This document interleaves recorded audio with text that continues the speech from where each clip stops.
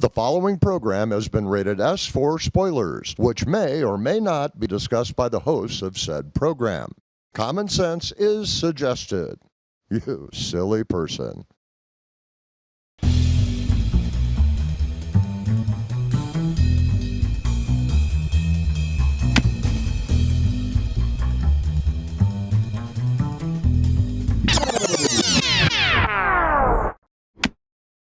Hello and happy Halloween from Erin and Drew's Movie Reviews. My name is Drew. My name's Erin. Yeah, well, maybe it's not Halloween when you watch this, but in the spirit of things, I thought it was appropriate. It could be Halloween when you watch this. But I thought it was in the spirit of the show. It would be appropriate to say Happy Halloween because we're going to be reviewing the 1981, I should say, another member of the class of 1981, Halloween 2. Not to be confused with the, I think, kind of terrible Rob Zombie's Halloween 2. Would you be in agreement on that? It was not very good. I don't think I've seen that one. Don't bother. Did you see his other one? Yeah. Yeah, that was okay. Yeah. I guess. I don't know. I thought the original... it was one of those, like, the original was awesome. Halloween movies. Why did you need to do a remake? I don't understand. But they didn't ask me. So Rob Zombie doesn't ask anybody to do anything. No. Hey, I'm going to do the Addams Family or the Munsters or whatever he's doing next. I think it's the Munsters. I think it's the Munsters. Yeah. Yeah. He's been linked to do a Munsters movie or TV for like show. A while. Yeah. Must be in development hell. Probably. As most things are. But, we should probably note that this is not our usual setup today. We had to move because... We got chased out by a serial killer with a machete. Yeah, and then he was going to, never mind. They're drilling. Yeah. Well, they're doing construction on the other side of where our studio is, and it was kind of noisy, so we didn't want to talk about the movie at this level of volume, so we decided to move across the building to another room, which they were generous enough to let us record in, because this was actually postponed from 2 weeks ago, and we didn't want to postpone it another 2 weeks due to more drilling. because of more drilling. So hopefully in the future we'll be back in the studio sometime soon. But Halloween 2 is a member of the class of 1981.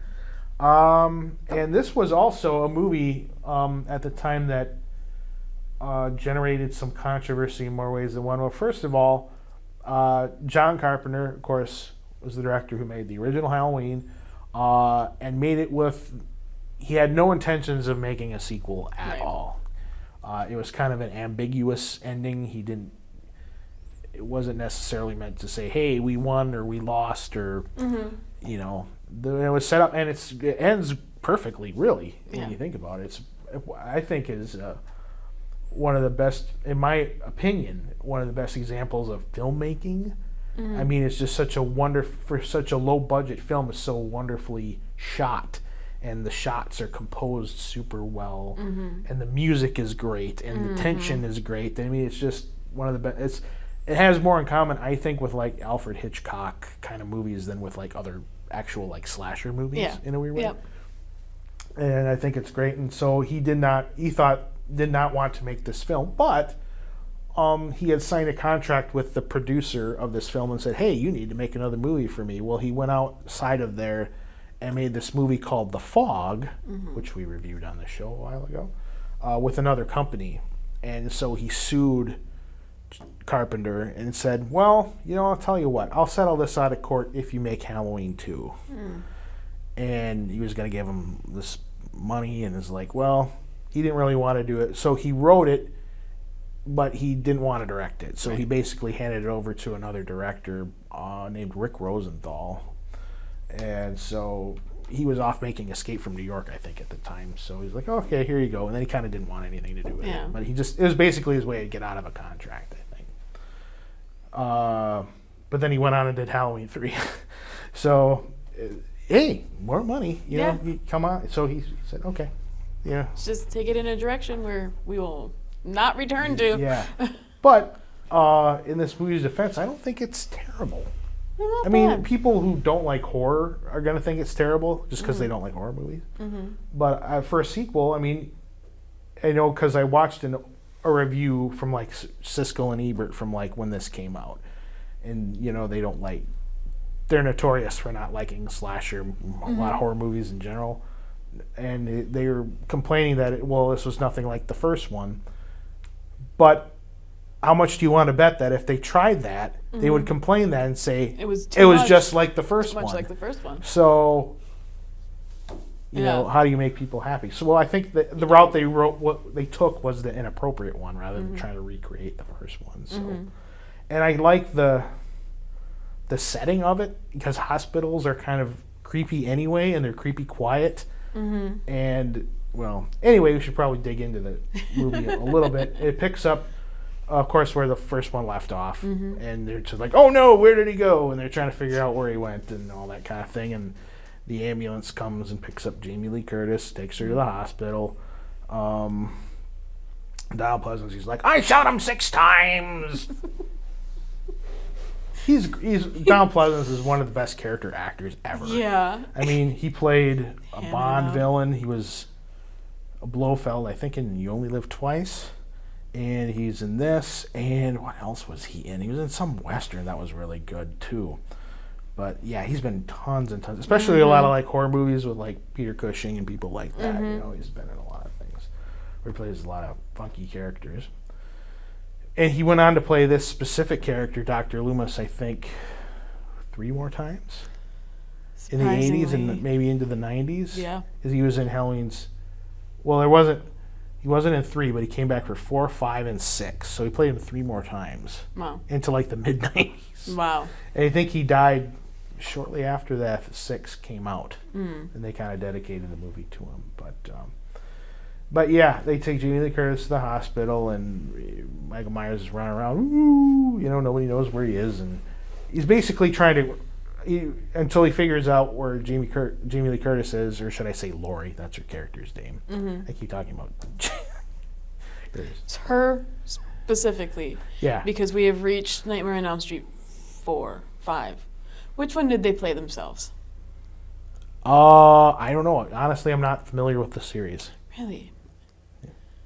I have seen the first one. I've only seen a few of them, but of the 2 or 3 that I've seen, it was the first one, the one that was meta, and then Dream Child. Unless Dream Child was the one that was meta. I don't know. I don't know either.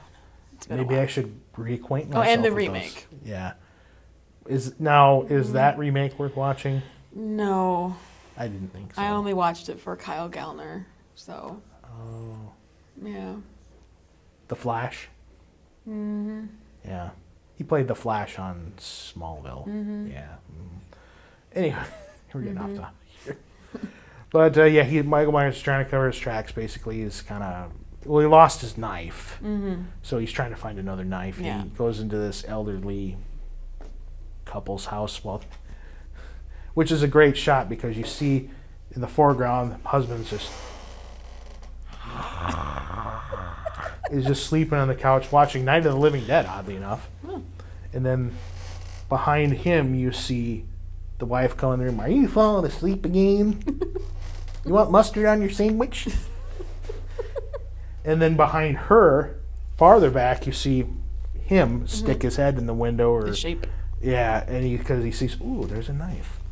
I would like that knife, please. Thank you. Yeah, and then she goes back to check on the sandwich, and there's like a big thing of... That's not mustard. That's, there's... And you don't really know if he actually kills her or not, or she just freaks out about the blood. They don't really... It doesn't really... they don't really do that. No. Because I would think if... Yeah, because, well, I don't know. But, and then... Like, out of all of the really messy kills in this one, I don't think they... I think he just kind of gets the knife and Yeah. leaves. But he leaves blood behind because Yeah. he had blood on him and stuff. He so. got shot 6 times in the chest Yeah, and survived. and survived. That's kind of his... It's gonna leave some blood. Yeah, that's kind of his shtick. And then he sees that the teenager neighbor is like, oh, what's going on over there? Do I need to call the police? And of course, he's got to take care of that. Yeah. No witnesses. Yeah, no police. No police. And No survivors. that's right. And then he's kind of walking along or sneaking somewhere, and he hears this over some kid's radio that they took the victim to the hospital. Mm-hmm. Bing! He knows exactly where to go. Mm-hmm. So he makes his way to the hospital. And then you kind of slowly get to know the hospital staff, although I don't really know. Well, I know why we get to know them, because so you feel sympathy when they die. You get to know them. Before they get dispatched. They are not just nameless people that are killed for no reason while we are padding up the runtime Yes. of this movie.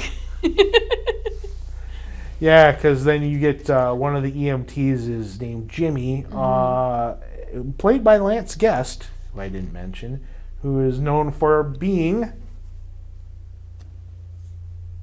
No? Oh. No takers? No takers. A movie called The Last Starfighter. He was the lead in that film. You know the last time I watched The Last Starfighter? No. Yeah, no.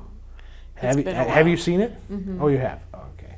Very good film. That has a lot of Halloween connections, by the way. Oh. Well, Lance Guest plays The Last Starfighter. He's in Halloween, too. The guy who directed it, Nick Castle, played Michael Myers in the first Halloween film. Mm-hmm.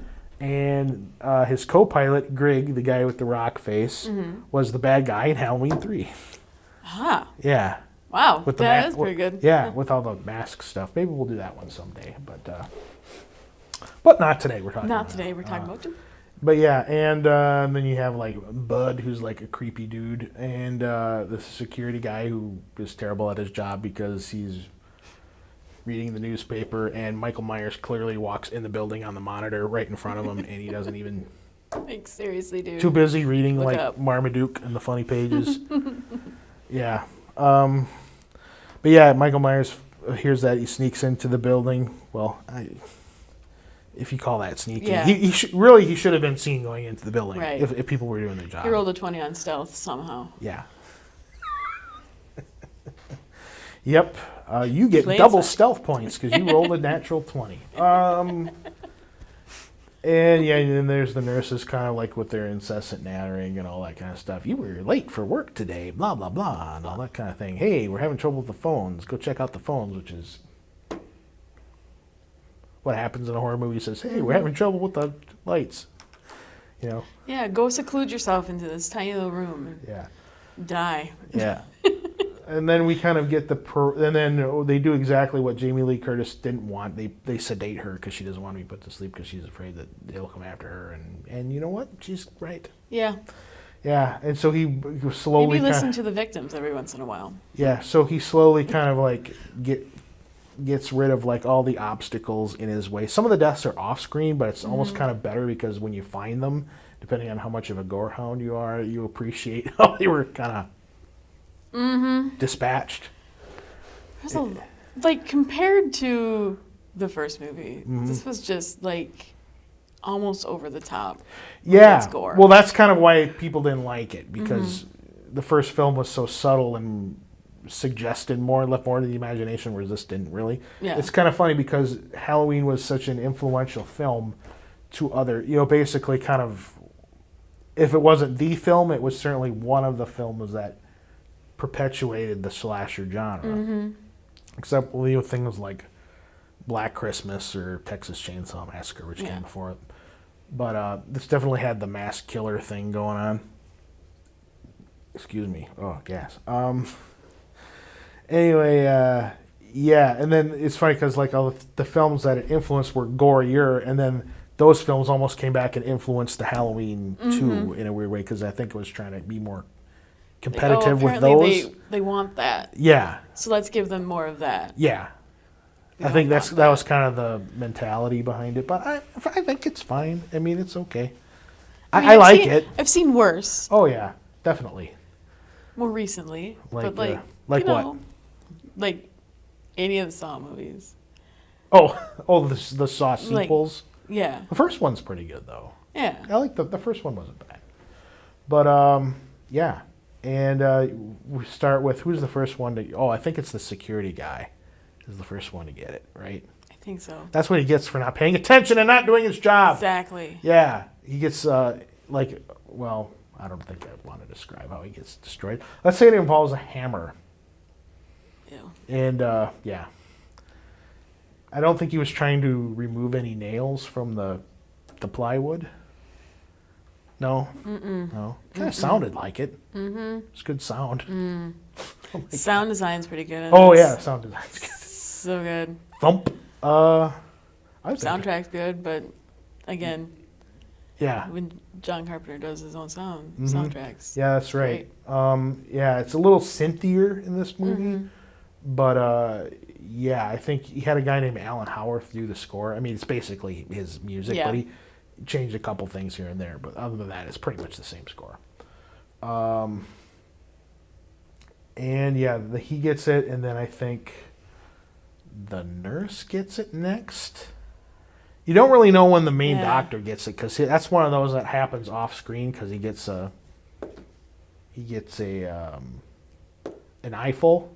Let's put it that way. It involves there's a lot of talk today about people getting shots and things. Well, yeah, let's put it that way. He gets an eyeful. Yeah. And she gets an eyeful. Which is that one was good because that was like a reveal from the first movie with his face. They kind of real slowly let him up and all that kind of thing. Same cinematographer, a guy named Dean Cundy, who went on to do. He actually turned down.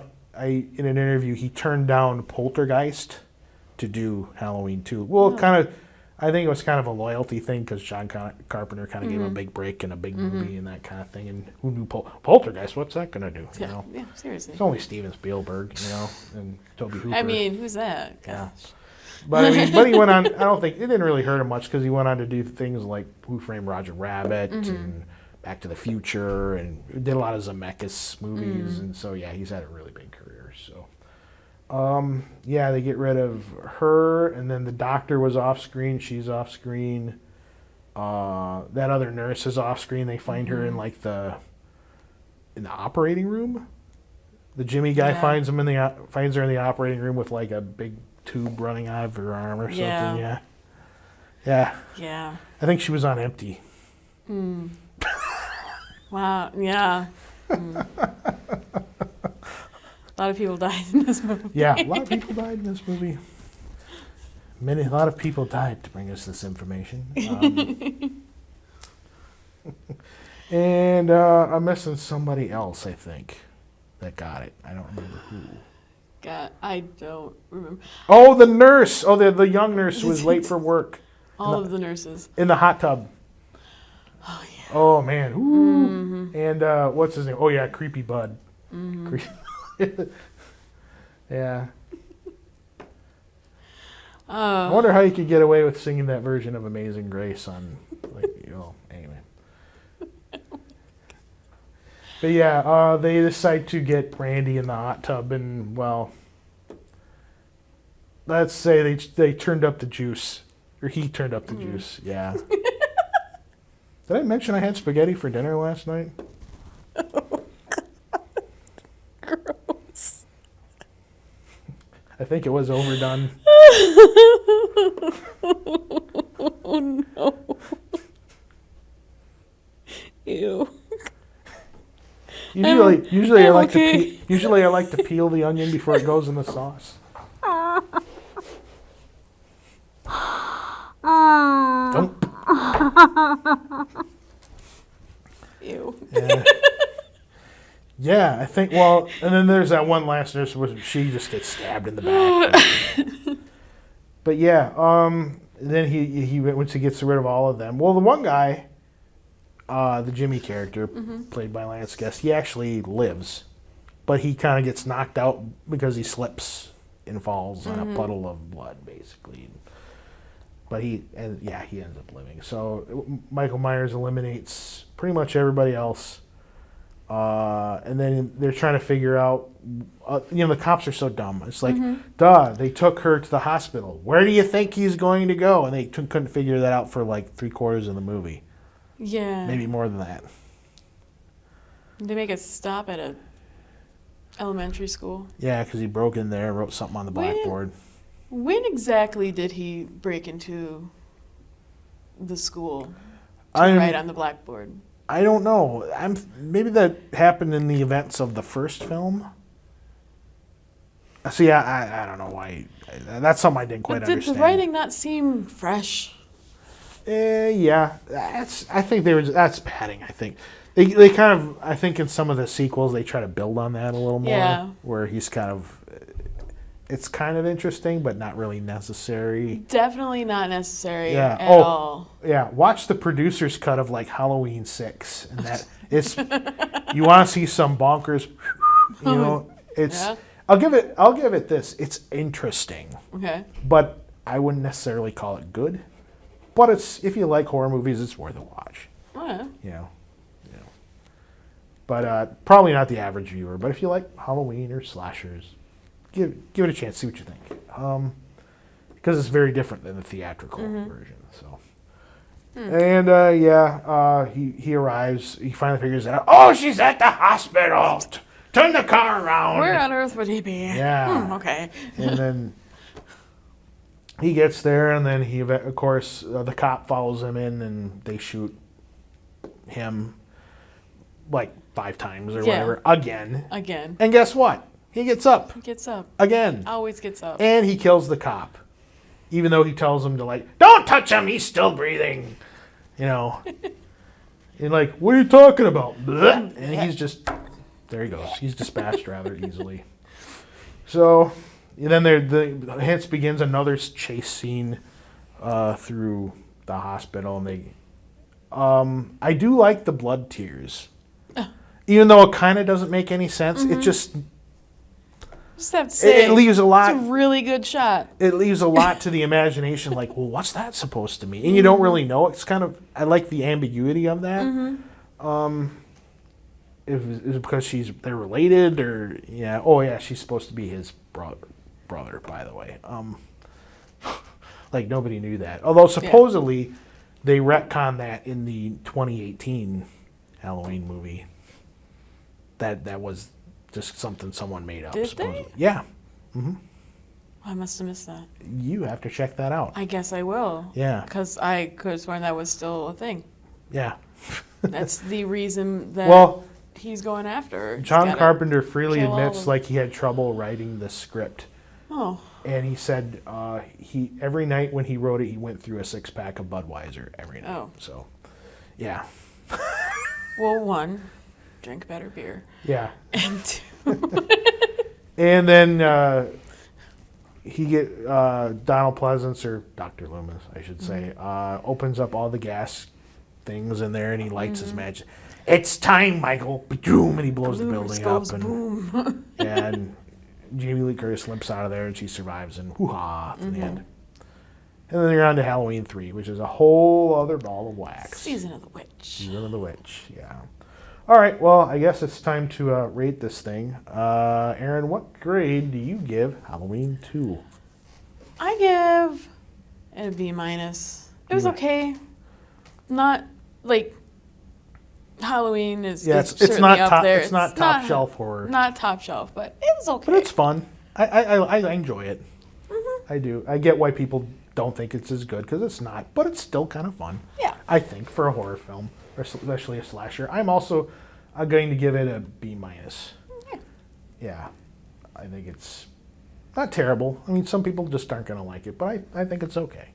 Got some plot holes, but what movie doesn't? Yeah, well, it's not perfect, but yeah, it's a lot of fun. So, okay, well, I guess that wraps that up, and I hope you enjoyed our new mobile studio here that we're in today.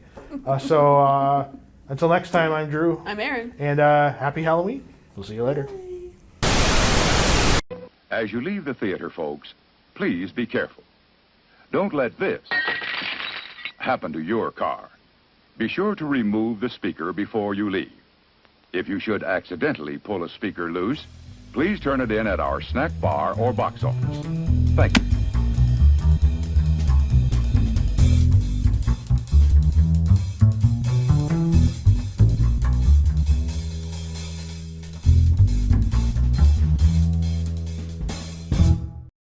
Cable television is the swellest thing they got.